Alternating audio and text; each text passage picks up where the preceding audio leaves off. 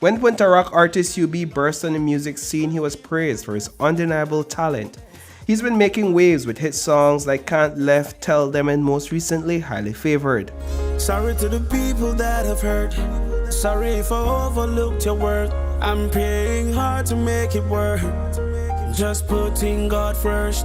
And I know I've done some things, heard the stories and everything, and I can't be everything. In March, the music world was stunned when Punta Rock sensation Hugh B made a startling announcement at the beginning of one of his performances. He revealed that he had just experienced a mental health breakdown moments before stepping on stage. The immediate reaction from the audience was disappointing, with some making fun of the situation and hurling disrespectful remarks. Hubie later took to Facebook to share more about the severity of his struggles, shedding light on the challenges he was facing. However, the tide quickly turned on social media. Fans and followers flooded Facebook with messages of encouragement and support, praising Hubie for his bravery. This sparked a broader public conversation, highlighting that while awareness around mental health has grown, stigma persists. Miss Universe Belize Halima Hoy is a passionate advocate for holistic health and well-being. She's been at the forefront of public awareness campaigns and has hosted numerous interviews on the topic. We had the chance to catch up with her at an event in Belize City and ask her why holistic health remains such a taboo subject. I think that we often think that there's something wrong, or we attach a negative connotation to the word, to having mental health illnesses and mental health problems. So oftentimes people shy away from talking about their feelings, and we tend to invalidate their feelings, like, why you feel that way, boy? Like, you're not supposed to feel that way. Stop thinking about things like that. But we need to learn how to take a more professional approach, or just a more empathetic approach overall. It's on a spectrum, and it can go anywhere from being just something that you can't even identify to something that's extremely severe. Dr. Nikhil Jan, a mental health consultant from the Center for Mental Health Law and Policy, delves into the idea that mental health exists on a spectrum, ranging from mentally healthy to mentally ill. He explains that mental health is defined by a trio of factors: our emotions, how those emotions influence our behavior, and ultimately, how they affect our overall functioning in society. I won't call it mental health breakdown, but yeah, mental health, obviously, everyone right now, so if I'm talking, my mind is actually working in certain direction. I might be a little bit stressed because this is the interview that I'm going through. You might be asking me some question. You might not be stressed because this is your day-to-day job.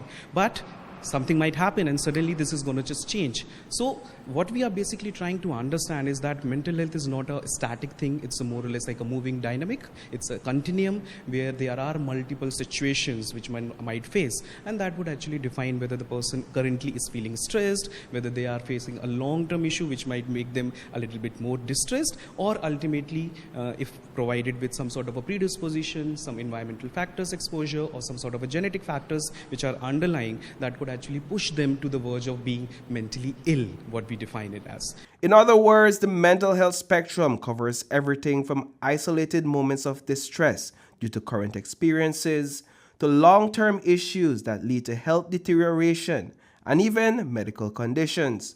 Traditionally, mental health has been viewed mainly as a biomedical issue, but now there's a growing recognition of the importance of psychosocial and cultural factors in understanding an individual's mental health.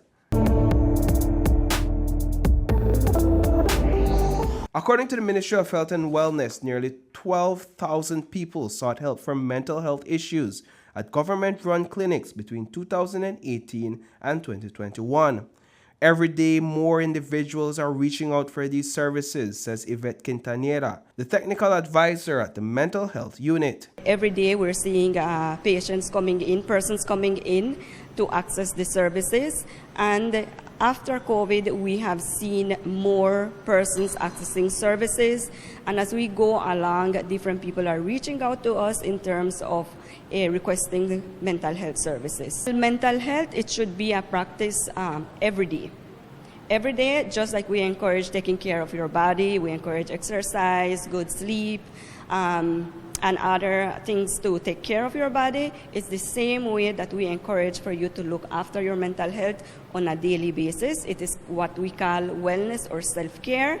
That is what we encourage you. So we don't have to wait until you know you're not coping with stress, with the different situations in life, which can lead to the disorders. We don't need to wait to reach there in order for you to do something about it.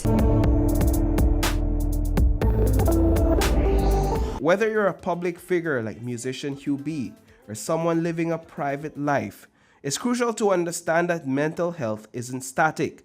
The factors contributing to mental illness can vary widely, and what works as a remedy for one person might not have the same effect for another.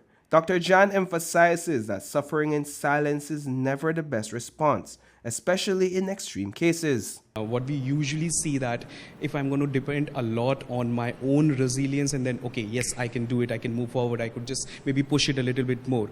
That's something which not always work. In some cases where there is a small trigger, what we usually call as a stressful condition, all of us just bounce back to the normal life. But sometimes when there are certain more ingrained condition that the person is facing, they usually need help. And this help can be anything. It could be an informal peer support, it could be a formal specialist care, psychological care, psychosocial care, it could be anything for that matter. It shouldn't be just pushing one person to, just be very much more strong about it, be more resilient, just push it for one another day and then gradually you will just jump back. No, it's not always for all the individuals. Reporting for News 5, I am Paul Lopez.